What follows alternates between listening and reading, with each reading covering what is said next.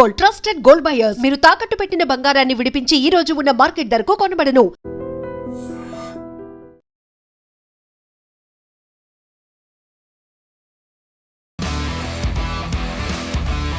ఆ విధంగా బస్సులు విఐపి వెహికల్స్ వెళ్ళడం వల్ల 2 లేన్ రోడ్లోనే ఎదురెదురుగా వెళ్ళడం వల్ల సార్ మీ 13,000 మంది ఫోర్స్ ఉంది. ఆ force welcome to I dream. Medaram Mahajatara దిగ్విజయంగా ముగిసింది.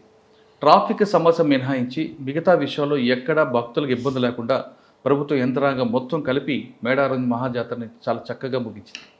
అయితే ఈ మేడారం మహాజాతరలో తెలంగాణ పోలీసులు ఎంతమంది పాల్గొన్నారు, పాల్గొన్న వాళ్ళు ఎలాంటి ప్రాబ్లం లేకుండా భక్తులకు ఎలాంటి కష్టాలు లేకుండా ఏ విధంగా తీసుకొచ్చారు, ట్రాఫిక్ సమస్య రావడానికి కారణం ఏంటి, అదేవిధంగా దోపిడీ దొంగలు కానీ చిన్న చిన్న చిల్లర దొంగలు కానీ ఎవరైనా జాతరలో వచ్చారా, అటువంటి కేసులను నమోదయ్యా అనే విషయాన్ని మల్టీ జోన్ 1 ఐజీ గారు చంద్రశేఖర్ రెడ్డి గారు అడిగి తెలుసుకుంది. సార్ నమస్తే అండి. నమస్తే సార్, మేడారం మహాజాతర అంటే ఆసియాలోనే అతిపెద్ద గిరిజన జాతర అంటే మేడారం. ఇక్కడ ఏం జరిగినా మొత్తం ప్రపంచం అంతటికీ ఇది మీరు చూపిస్తుంటారు. అలాంటి జాతరలో ఎలాంటి ఇష్యూస్ లేకుండా చాలా సక్సెస్గా తీసుకొచ్చిన మీకు మీ టీంకి అందరికి కూడా congratulations. Thank you Murali. Sir, Medaram జాతర ఇది ప్రభుత్వం కూడా గతంలో ఉన్న ప్లానింగ్ వేరు, ఇప్పుడు ఉన్న కొత్త ప్రభుత్వం కాంగ్రెస్ గవర్నమెంట్ కూడా దానికి వేరే ప్లాన్ తీసుకొచ్చింది. ఆ ప్లాన్లో కూడా దాన్ని ఎక్స్పెండ్ అవ్వడం, దాంట్లో క్రౌడ్ ఎక్కువ రావడం, దీనివల్ల వచ్చే ఇబ్బందులు వచ్చాయా, లేదు ఆ కొత్త ప్లాన్ వల్ల సక్సెస్ అయిందా?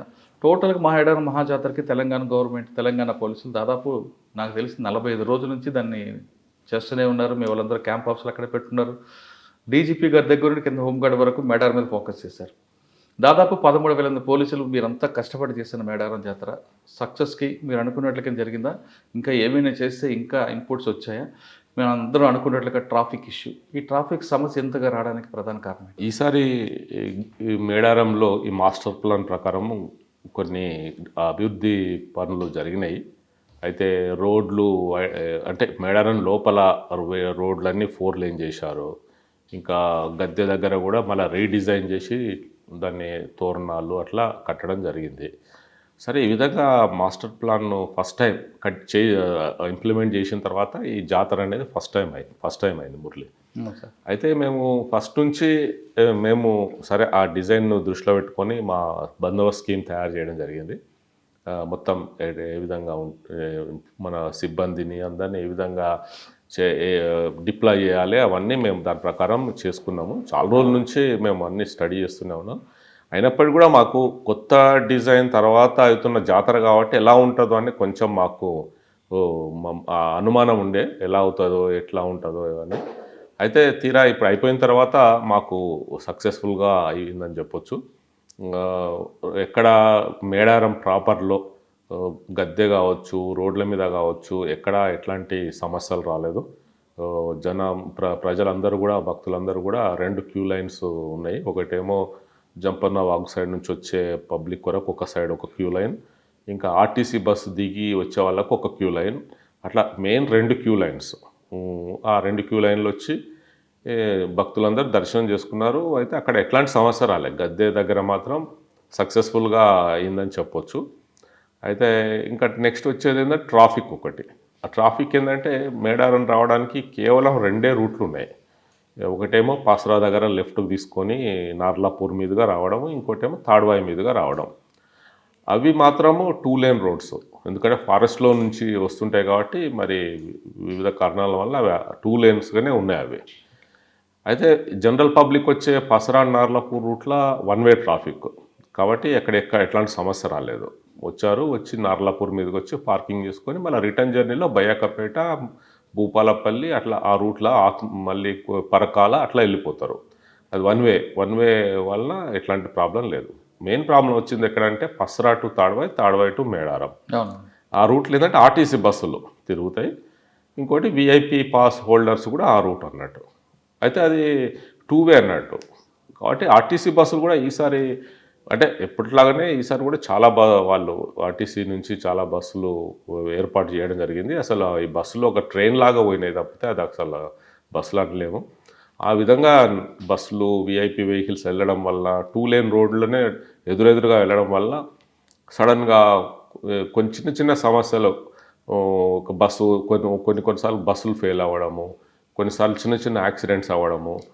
ఒకసారి నేను అక్కడనే ఉన్నా, నా ముందరనే మరి ప్యాసింజర్స్కి అర్జెంటుగా టాయిలెట్ వెళ్ళాల్సినందుకేమో ఒక అతను బస్ ఆపాడు రోడ్డు మీదనే, ఎందుకంటే రోడ్డు పక్కన ప్లేస్ లేదు.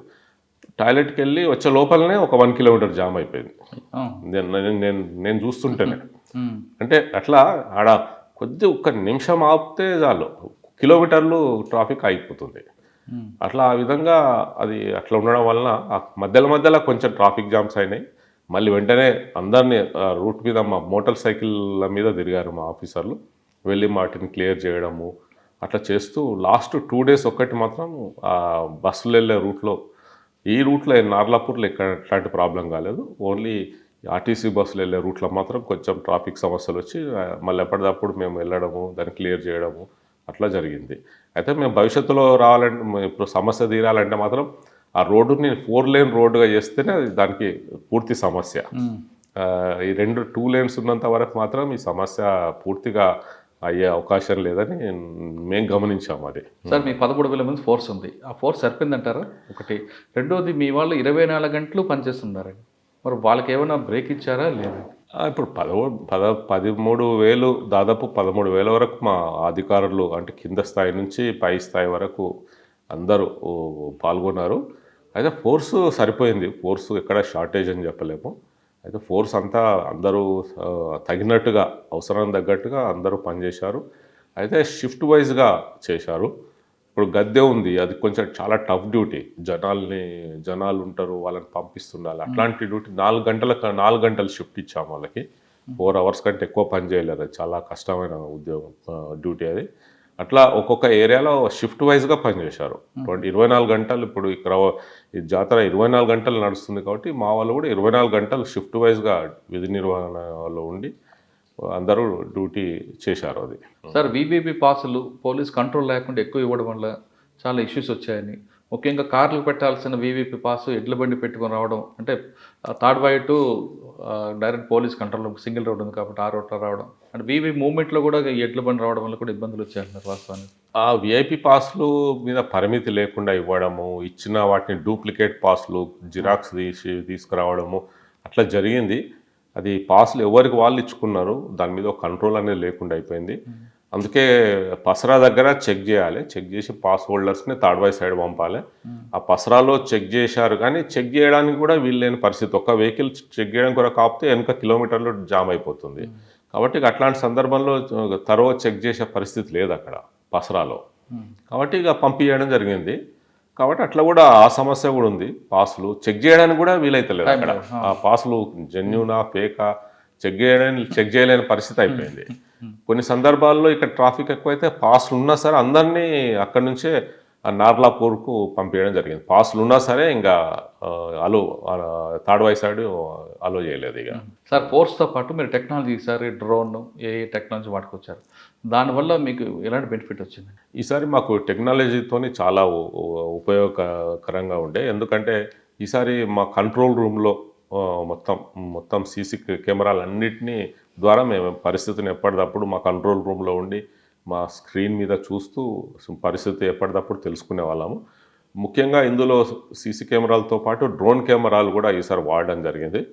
ఆ డ్రోన్ కెమెరాలతోని మొత్తం గద్దె మీద ఎలా ఉంది పరిస్థితి, క్యూ లైన్లో పరిస్థితి ఎలా ఉంది, క్యూ లైన్లో పబ్లిక్ ఎంత దూరం వెయిటింగ్లో ఉన్నారు, ఇంకా ఆ విధంగా చూస్తూ, ఇప్పుడు ఆర్టీసీ క్యూ లైన్లో తక్కువ ఉండేవాళ్ళు ఇటు జంపన్న వాగు సైడు ఐటీడీఏ క్యూ లైన్ అంటారు, అందులో ఎక్కువ ఉండేవాళ్ళు.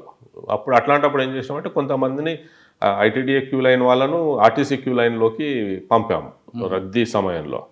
అట్లా ఎప్పటికప్పుడు డ్రోన్ ద్వారా పరిశీలిస్తూ నిర్ణయం తీసుకుంటూ అట్లా చేసేవాళ్ళము. ఆ విధంగా డ్రోన్లు చాలా ఉపయోగపడ్డాయి. ఇంకా డ్రోన్లు అదే కాకుండా ట్రాఫిక్ కూడా పైనుంచి మొత్తం రోడ్ల మీద వెహికల్స్ ఎలా ఉన్నాయి, ట్రాఫిక్ పరిస్థితి కొద్ది దూరం వరకు ఈ ఆర్టీసీ బస్ స్టాండ్ కావచ్చు, అట్లా ట్రాఫిక్ పరిస్థితి కూడా చూడడానికి, డ్రోన్ ద్వారా చూడడానికి చాలా మాకు అర్థం చేసుకోవడానికి ఈజీ అయిపోయింది అన్నట్టు. అందులో చూస్తూ కూడా ట్రాఫిక్ కూడా చూడడానికి, దాన్ని కూడా సరి చేయడం జరిగింది అన్నట్టు. సార్, ఈసారి మీరు క్యూఆర్ కోడ్ పెట్టారు పిల్లల కోసం, వాళ్ళకి దాని ఇంపుట్స్ ఎలాగొచ్చు?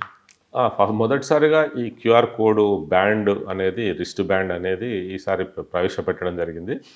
అయితే ఆ, వచ్చిన ప్రయాణికులు వాళ్ళ పిల్లలకి వాళ్ళు దిగిన వెంబడే బస్ స్టాండ్లలో కానీ ఇంకా ఎక్కడ ఎంట్రన్స్లో దిగిన వెంబడే ఆ బ్యాండ్ వేయించుకోమని చెప్పాము. అయితే కొందరు వేయించుకుంటే ఆ బ్యాండులో క్యూఆర్ కోడ్ ఉంటుంది. అయితే ఎవరైనా ఆ బాబు ఎక్కడన్నా తప్పిపోయి ఏడుస్తూ ఉంటే ఎవరైనా సరే ఆ క్యూఆర్ కోడ్ని స్కాన్ చేస్తే అందులో వాళ్ళ పేరెంట్స్ నెంబర్స్ మేము పెట్టేటప్పుడే అందులో ఫీడ్ చేస్తాం అన్నట్టు. ఆ బ్యాండ్ పెట్టేటప్పుడే వాళ్ళ పేరెంట్స్ నెంబర్స్ అందులో స్టోర్ చేస్తాం అన్నట్టు. అయితే ఎవరైనా సరే దాన్ని స్కాన్ చేయగానే నెంబర్స్ వచ్చేస్తాయి. కాబట్టి వాళ్ళు డైరెక్ట్ పేరెంట్స్కి ఫోన్ చేసి చెప్పొచ్చు అన్నట్టు. అంటే అటువంటి కేసులు ఉన్నాయా అండి? అయినాయి. కొంతమంది అంటే మా దృష్టికి రాని కూడా ఉండొచ్చు, మా దృష్టికి కూడా వచ్చినాయి. మాకు కూడా వచ్చి హ్యాండ్ ఓవర్ చేశారు పిల్లల్ని. ఒక ఫోటో కూడా ఉంది.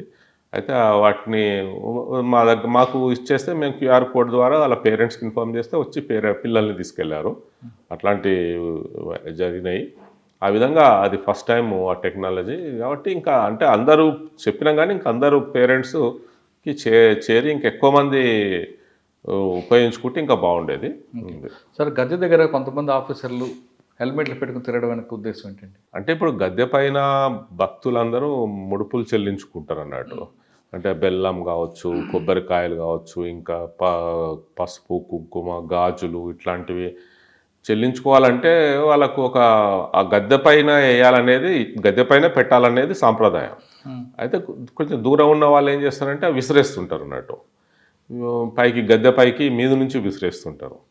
ఆ విసిరేసినప్పుడు చాలామందికి గాయాలైనాయి. గద్దె లోపల ఉన్న వాళ్ళకి గాయాలు కొబ్బరి చిప్పల వలన స్కిన్ కట్ అవ్వడము ఇంకా అట్లా అయింది. అందుకే ఆ రక్షణ కొరకు హెల్మెట్ పెట్టుకోవాలన్నట్టు. ఇది దర్శనానికి వెళ్ళే భక్తులు కూడా హెల్మెట్లు వాళ్ళ కొరకు కూడా కొన్ని హెల్మెట్లు పెట్టడం జరిగింది అన్నట్టు. అంటే ఇవన్నీ కూడా ముందు ప్లాన్ కానీ రెడీ చేసుకున్నారా? అది ఎప్పుడు ప్రతి సంవత్సరం ఎందుకు గతంలో ఎంతోమంది పోలీస్ ఆఫీసర్స్కి ఇంజురీస్ అయినాయి అందరికీ. ఈసారి కూడా చాలామందికి దెబ్బలు తాకింది కానీ ఇంజురీస్ కాలేదు. అయితే కింద పడున్న వాటిలో ఈ గాజులు అవి గుచ్చుకొని కాళ్ళకు ఇంజురీస్ అయినాయి ఈసారి. మా పోలీస్ ఆఫీసర్స్ ఎంతోమంది కాళ్ళకు ఇంజురీస్ అయినాయి. డీప్ కట్ అయింది. గాజు పెంకలు కింద కట్ అయ్యి కాళ్ళకి. సార్ గత సంవత్సరంలో దేశం మొత్తంలో చాలా పెద్ద కుంభమేళం జరిగాయి. యూపీలో జరిగింది, చాలా జరిగింది. ఎక్కడ జరిగినా ఏదో ఒక మైనస్ జరుగుతూనే వచ్చింది. కానీ ఇక్కడ మాత్రం ఏం జరగకుండా ప్రశాంతంగా జరగడానికి కారణం ఏంటి? అంటే ఇక్కడ ఇప్పుడు కుంభమేళ అంటేనేమో సరే అన్ని ప్లేసెస్లో ఎక్కడైనా స్నానం చేయొచ్చు. ఇక్కడ ఒక పర్టికులర్ ప్లేస్కే వెళ్ళాలని ఏం లేదు. ఇక్కడేమో గద్దె అనేది పర్టికులర్ ప్లేస్. అందరూ గద్దె దగ్గరికి వచ్చి దర్శనం చేసుకోవాల్సిందే. అయితే ఇక్కడ క్యూ లైన్ సిస్టమ్ అవన్నీ పెట్టి మేము కూడా క్యూ లైన్లో పోయే విధంగా చేయడం వలన అట్లా భక్తులందరూ వచ్చి అంటే ఇంకోటి మేము 24 గంటలు ఇక్కడ దర్శనం చేసుకోవచ్చు. ఇంకా ఈసారి మొదటిసారి ఏంటంటే ఎప్పుడు లైన్లను మేము ఆపలేదు. విఐపీలు వచ్చారని చెప్పేసి ఎప్పుడూ లైన్లను మేము ఆపలేదు. 24 గంటలు లైన్లు నడిచినాయి. ఓన్లీ సమ్మక్క సారలమ్మ గద్దె పైకి తీసుకొచ్చినప్పుడు మాత్రమే కొద్దిసేపు కంపల్సరీ ఆపాల్సి వస్తుంది. కానీ విఐపీల గురించి మాత్రం ఎక్కడ క్యూ లైన్లు ఆపలేదు. కాబట్టి ప్రతి గంటకు మేము ఏఐ ద్వారా కౌంట్ చేశాము. ఏఐ కెమెరాల ద్వారా కౌంట్ చేస్తే ప్రతి గంటకు 2 క్యూ లైన్లు కలిపి 16,000 మంది దర్శనం చేసుకున్నారు. కాబట్టి ఆ 16,000 మంది లెక్కన గంటకు అందరు దర్శనం చేసుకున్నారు. అంటే మొత్తం మీద 4 రోజులు తీసుకుంటే 10 లక్షల మంది వచ్చి ఉంటారు. ప్రతి రోజు 5 లక్షల మంది దర్శనం చేసుకున్నారు. అంటే 5 రోజులు కాబట్టి 25 లక్షలు. 25 లక్షలు దర్శనం చేసుకున్న వాళ్ళు. గత సంవత్సరం ఎంత ఉండేది? గత సంవత్సరం నాకు అప్పుడు ఏఐ తెలియదు. ఇది కరెక్ట్గా ఉంటుంది కదా ఏఐ ద్వారా ఏఐ ద్వారా హెడ్స్ కౌంట్ చేస్తాం అన్నట్టు. అది సార్ పోలీసుని చేసుకొచ్చారు. లా అండ్ ఆర్డర్ విషయం ఎక్కడ ఇబ్బంది లేకుండా ఎవరు జరగకుండా మిగతా కుంభమేళ తప్పొచ్చుకుంటూ పీస్ఫుల్గా అయింది. కానీ ఇక్కడ కూడా జంపన్న వాగులో ముగ్గురు చనిపోవడం, సూసైడ్ జరగడం ఇటువంటి సంఘటనలు జరిగి ఉన్నాయా? అయితే జంపన్న వాగులో ప్రమాదాలు జరగకుండా కూడా అక్కడ అన్ని ఏర్పాట్లు చేయడం జరిగింది. మా సిబ్బంది కూడా డ్యూటీలో ఉన్నారు. అక్కడ కింద కూడా ఇసుకను కూడా ఒకటే లెవెల్లో ఉండేటట్టు ఇసుక పెట్టడము, ఎక్కువ డెప్త్ లేకుండా చూడడం అవన్నీ చేయడం జరిగింది. అయినప్పటికీ కూడా ఒక ముగ్గురు మాత్రం చనిపోయారు నీళ్ళలో మునిగిపోయి, అది కూడా కొద్ది దూరంలో చనిపోయారు. ఓ, మరి అంటే తాగిన మత్తులో చేశారా అనేది తెలియదు. మొత్తం మీద ఓవరాల్గా ముగ్గురు చనిపోయారు లోడింగ్లో. రోడ్ యాక్సిడెంట్, ఒక ట్రాక్టర్, ఒకటి మున్సిపల్ వాళ్ళది క్లీనింగ్ ట్రాక్టర్ ఢీకొని ఒక లేడీ కూడా చనిపోయారు. ఇట్లా 4 వరకు చనిపోయారు ఇక్కడ. ఓకే, ఇది కాకుండా పిక్ పాకెటింగ్, సందిట్లో సడన్ చుట్టుపక్కల అందరూ దొంగలు వస్తారు, ఎవడ పని అటు చేసుకుంటాడు. అటువంటి కేసులు ఏమైనా నమోదయ్యా? అటువంటి గ్యాంగ్స్ ఏమైనా వచ్చిన వాళ్ళు పట్టుకున్నారు అంటే భక్తులు ముసుగులో వచ్చి దొంగతనం చేస్తుంటారు? అది ఈ మేడారం జాతర అనగానే దొంగలకు కూడా పండుగ అది. ఇది జేబు దొంగలకు కాదండి, ఏ జాతర దొంగల పండుగ, ఏదైనా వాళ్ళ కూడా పెద్ద పండుగ. అందుకే ఈసారి కూడా దానికి మేము మా సపరేట్ క్రైమ్ వర్క్లో ఎక్స్పీరియన్స్ ఉన్న అధికారులను పెట్టడం జరిగింది. పెట్టి వాళ్ళు మఫ్టీలో ఉంటూ గమనిస్తుంటారు. సీసీ కెమెరాల ద్వారా వాళ్ళ మీద నిఘా ఉంచుతాం మేము. అయితే ఈసారి కూడా అన్ని రాష్ట్రాల నుంచి వచ్చారు దొంగలు. భక్తులతో పాటు దొంగలు కూడా వచ్చారు. ఆంధ్రప్రదేశ్ నుంచి వచ్చారు, కర్ణాటక, మహారాష్ట్ర, ఇట్లాంటి అన్ని ఛత్తీస్గఢ్, అన్ని రాష్ట్రాల నుంచి కూడా జేబు దొంగలు వచ్చారు. అంటే వాళ్ళు వచ్చి ఇట్లా మెయిన్ ఏంటంటే సెల్ ఫోన్ దొంగతనాలు చేయడము, పిక్ పాకెటింగ్ చేయడము, బ్యాగులు ఎత్తుకెళ్ళడము, చైన్ స్నాచింగ్లు, ముఖ్యంగా స్నాన ఘట్టాల దగ్గర అట్లా అట్లాంటి దొంగతనాలు చేయడానికి వచ్చారు. అయితే 50 కేసుల వరకు నమోదు చేశాము. ఇంకా చాలామంది దొరికారు. అటెంప్ట్ అనుమానంగా తిరుగుతుంటే కూడా చాలామందిని పట్టుకోవడం జరిగింది. కానీ కేసులు మాత్రం ఒక 50 కేసుల వరకు నమోదు చేయడం జరిగింది. చేసి అరెస్ట్ కూడా చేయడం జరిగింది. సార్, వాళ్ళు పట్టుకుంటే వెంటనే వాళ్ళు కోర్టుని ఆశ్రయించారట కదా. అందులో కొంతమంది నేరస్తులు పట్టుకున్న వెంబడే హైకోర్టులో హెబియస్ కార్పస్ వేశారు మా మీద. వెంటనే వాళ్ళ మీద చట్ట ప్రకారం వాళ్ళ మీద చర్య తీసుకోవడం జరిగింది. కేసులు ఎన్ని వచ్చి ఉంటాయండి? నా డబ్బులు పోయాను, బంగారం పోయిందని కంప్లైంట్ అంటే కేసులు అదే 50 కేసులు. వీళ్ళు ఎంతమంది దొరికారండి?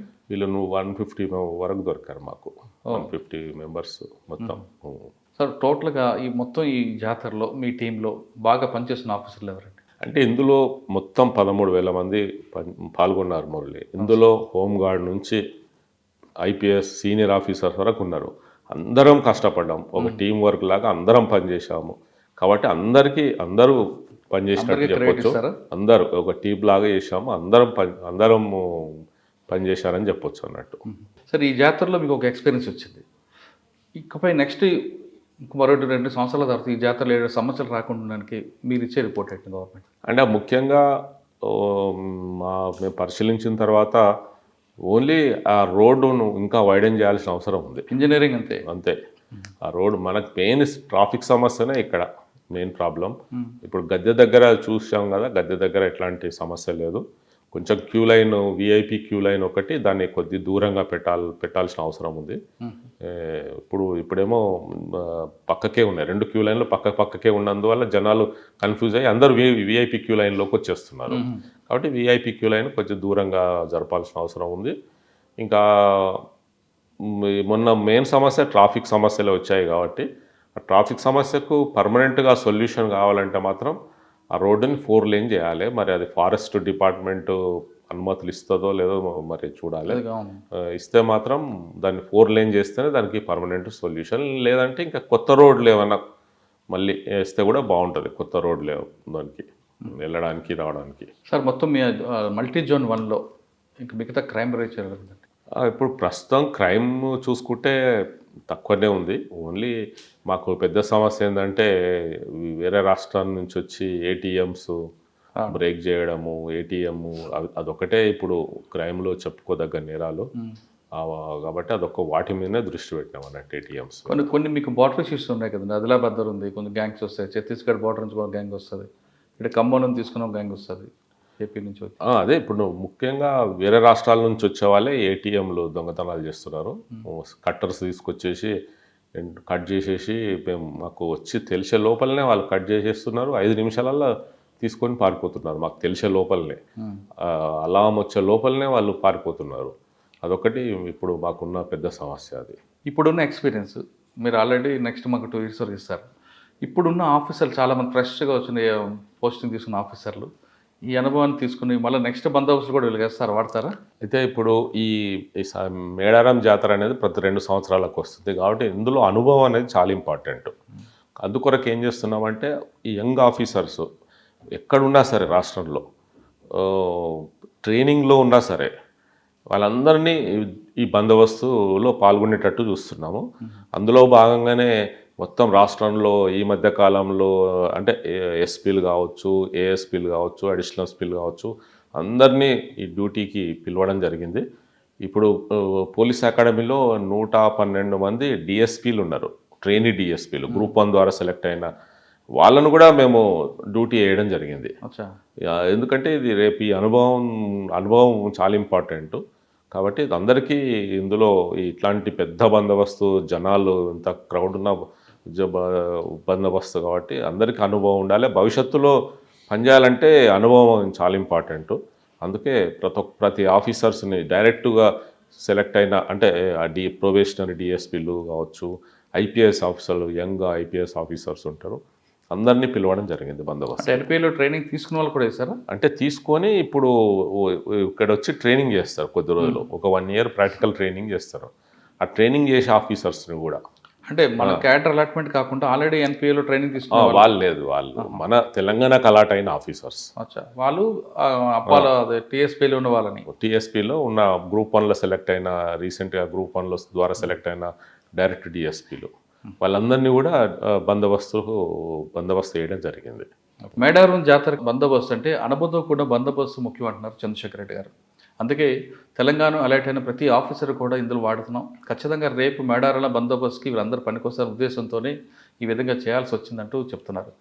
ఇక మేడారం జాతరకి ఇంత చక్కగా ముగియడానికి ప్రధాన కారణం హోంగార్డ్ దగ్గర నుంచి సీనియర్ ఐపీఎస్ వరకు కలిసి పనిచేపడితే ఇదంతా టీం వర్క్ అంటూ చెప్తున్నారు చంద్రశేఖర్ రెడ్డి గారు. ఇది మేడారం జాతర బందోబస్తుపై చంద్రశేఖర్ రెడ్డి గారు తెచ్చులు తింటారు.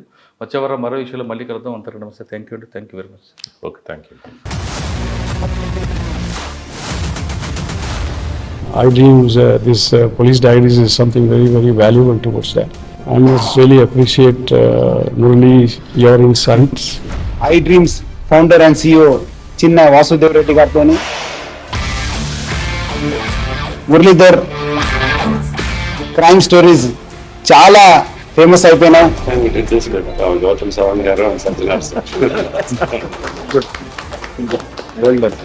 I congratulate him for doing so well, and I congratulate him his boss also.